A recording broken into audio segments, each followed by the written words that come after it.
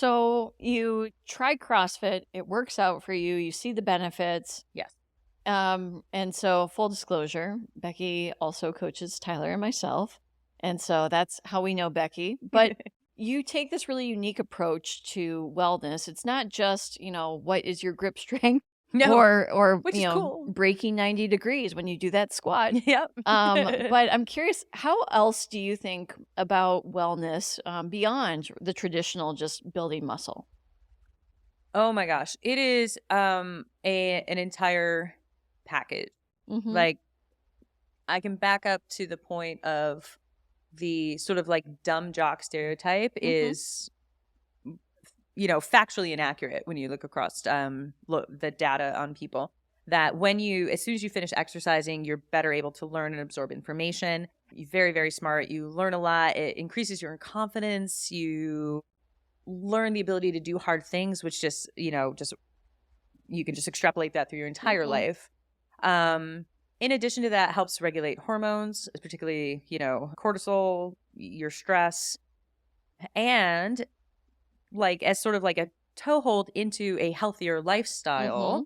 It was after I was working at CrossFit, working as a coach. The first gym I was at, it was called CrossFit Long Island City. It no longer exists, sadly, but it was in New York, in Queens. And the owner of that gym made all of his coaches try different diets, shall we say. Okay. Different. And how'd that go? Great. Oh my God, great. Actually, I learned so much about myself. Really? Yes, I did. Because I had tried several different things. I grew up not really liking meat. So I was a vegetarian for quite some time. It turns out I just didn't like the meats my mom cooked. Sure. I still hate pork chops. Sorry. Still hate pork chops. I'm not a big fan of chicken and turkey. Now I've learned to eat chicken more, but I was not a big fan at the time. My mom cooked a lot of pork chop and chicken breasts. And I was bleh. I actually personally, I prefer steak, bison. I like game meat. I'll do chicken thighs. I'll do chicken breasts at this point, but anyway, exposure to that was nice. But back to the CrossFit diet thing, I learned a lot about a cleaner diet. Okay. And that helped me in so many areas of my life.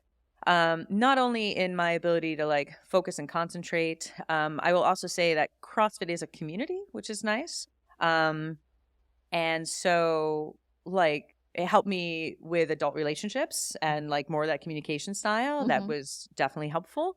But in those initial diets, some of the big kickers that I think everybody can benefit from was little to no sugar, added sugar, processed sugar, and watching little to no processed foods. Like you can start there.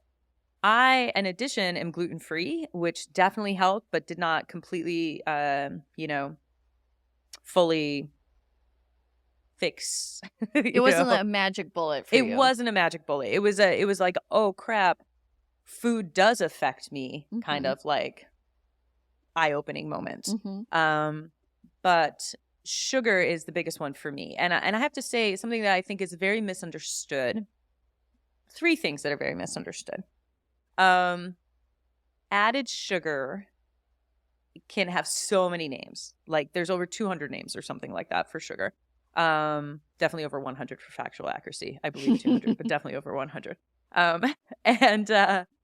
And so you have to look in the ingredients, because a very misunderstood thing is on the back in the chart of nutrition facts, there's something that says sugars, and it can say 0 grams.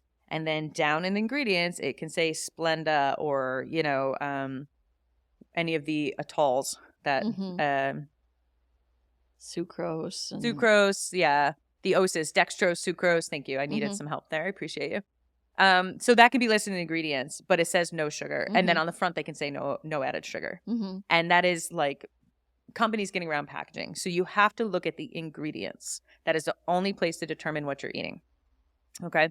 That is one thing that's very misunderstood. Secondly, fruit is not the devil, right? Fruit has sugar, yes, but it is natural sugar. Okay. And it is in a package you're supposed to be able to consume, right? Okay. It's like, I forget exactly what it is, but I think the amount of sugar in a Coke, and again, I think I didn't fact check this ahead of time, but I believe the amount of sugar in the Coke in a one can of Coke or one bottle of Coke would be the equivalent of eating like 7 feet of sugar cane, which is like physically impossible, right? You see what I mean? And so it's packaged so tight. And that's why, yeah, and we can fact check that for later, but I believe that's the equivalent.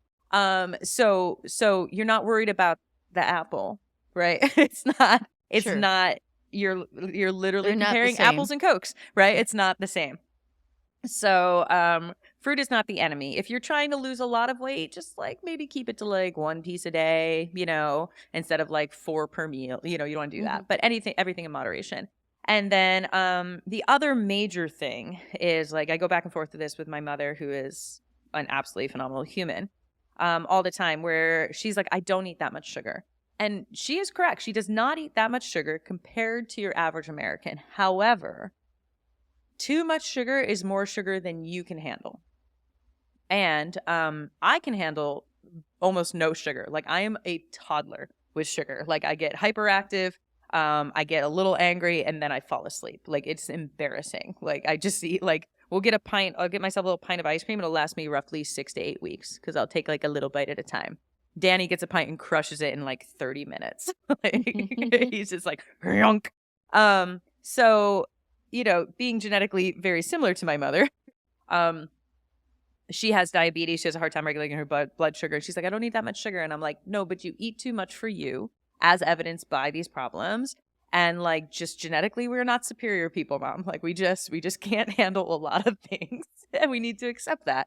So you got to figure out where your sugar tolerance is. And the only way to do that is to cut it out entirely for like minimum 2 weeks, preferably 4 to 6 weeks, and then just add in a tiny bit and just see how your body reacts. And you might find it very interesting. Like, suddenly you're having crashes, suddenly you're having cravings, suddenly you have brain fog is back, you need a nap in the afternoon. Like, a lot of things can happen with that, and it's just very little at a time. But you have to figure out where you are and not compare yourself to like sort of like the ideal that they're selling as a standard American diet.